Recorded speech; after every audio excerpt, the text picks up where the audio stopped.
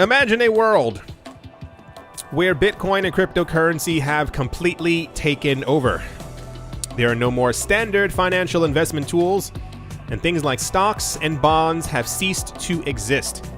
The entire world is based on cryptocurrency, and everything is paid for in Bitcoin. While it may be many years away until we reach a society, I think we have about 10 years, reach a society like this, Cathie Wood of ARK Investment thinks we're headed in that direction. So, remember when before, and I'm going to say this quickly, I told you about the people who I first heard about when I got into the cryptocurrency space who basically said all these crazy, wild, wacky things about what would happen to the financial world. And I remember one of the main things they kept on saying was that banks won't exist. And you sit there like, of course banks are going to exist. And they're like, no, we won't have a need for banks. The entire idea of a bank is, can you please hold my money? And I like to get my interest rates from you. But we can secure the cryptocurrencies ourselves, so we don't really need bank as crypto has value. Or we can simply store with the cryptocurrency exchange, or we can hold it ourselves. And the interest rates that we get from banks right now are absolute garbage. Bonds and many other things are usually used as a hedge or a way to make money in a market that may not otherwise be growing. It may be a diversifier. Therefore, I'm going to buy stocks and dividend stocks and mutual funds as a way to have a hedge against the stock market, which may be not doing so well, or the property market or the bond market or whatever other market. That's how investments go. But remember, you've seen this. I forgot the exact number as to how much Bitcoin has appreciated compared to other assets. It's something like 5 million %. Like, it's not a fake number either. Like, it's actually like around 5 million %. I'm pretty sure it's actually even more.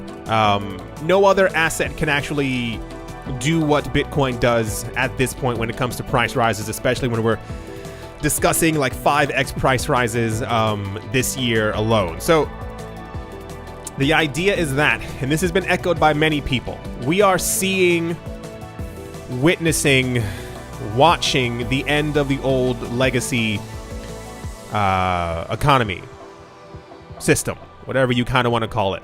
And I think we get more of a front row view for it because we're in the cryptocurrency space. And the original mantra years ago for crypto, especially for Bitcoin, was kind of this like anti-bank, anti-establishment. It's not so much there anymore as the establishment has like opened it with welcome arms, but it's kind of this like, you can use Bitcoin for everything. And a lot of people go, well, Bitcoin's too slow. And I keep telling you, these are computers. Bitcoin already has side chains and they're working on other layers and stuff like that. So when we have all these upgrades, and you can, the same exact thing with DeFi, that DeFi was going to be like actually the next big thing. Like, it's going to take over the entire world, because that and smart contracts allow for a world where you don't really need an intermediary. Like, if you want to take out a loan, you no longer have to go through a bank. You can get a loan through some other DeFi platform, and these people will, you can do it in a trusted, decentralized way. It's so many things. Smart contracts as well when it comes to buying real estate. Why do you need a broker or a realtor? You can do this yourself. People right now who during this last year have been buying property overseas, and as they can't really travel, they've been doing it sight unseen. And the woman who I was watching on this interview, it was something about property in Paris. She was basically saying like, yeah, we go, we have the video, we show them the stuff, and basically they can go onto the website and kind of buy the property. But in the future, you're going to be able to do the exact same thing, because you won't really need an intermediary. It'll be through some platform. It'll be through something that's trusted and regulated, whatever the case might actually be. But you'll be able to be in Thailand and be like, I want to buy property in London. Look at the property digitally, because everything, I don't know if I'm getting way off track. The point is, cryptocurrencies are going to be taking over everything. There's no real other way to kind of put that. And I think so many people within the cryptocurrency space are also losing sight of this. We've had news from so many, nearly all of them, all the major banks, all the institutions, all the hedge funds, the banks who are integrating all of this, the stock exchange owners who are like, yes, Bitcoin is going to be a world currency. What's the news that we had 2 days ago? Citibank was like, Bitcoin in 7 years is going to be the currency of choice for trade.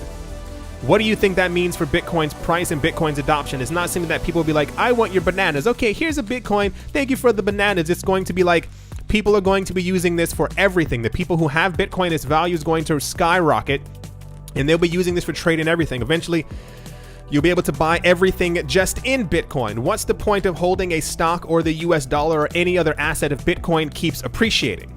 There's no need to then hold these other things. And I mentioned this before as well. Last thought was about the real estate market. Is what these people said years ago. First of all, everything they said has come true. That's just one thing. But they were saying that in the future, real estate will still be valuable, yes, but it won't be the asset of choice anymore. We'll start seeing real estate prices go back down to where they normally should be. Like a one-bedroom condominium in San Francisco should not be 1.5 million. I don't know if you know that or not. It just should not be that high. So people will begin to sell off their real estate to be able to buy more Bitcoin, because we know that Bitcoin, as inflation continues, Bitcoin's value will also continue to rise. And therefore, why would I hold that asset when I can hold Bitcoin? Because I know it's going to continue appreciating as the halving continues, and et cetera, et cetera. So we're getting all this news that this is what the future is going to be like. And there's still people who are pushing and fighting against it. Munger and Gold Guy, Peter Gold Guy, whatever his name is, have been in the news like so hard the last couple of days. And they're so adamant they won't be quiet, is the nicest way of saying it, about this entire space, because they're so afraid that they've been wrong. Like, they know that they've been, it's just their ego.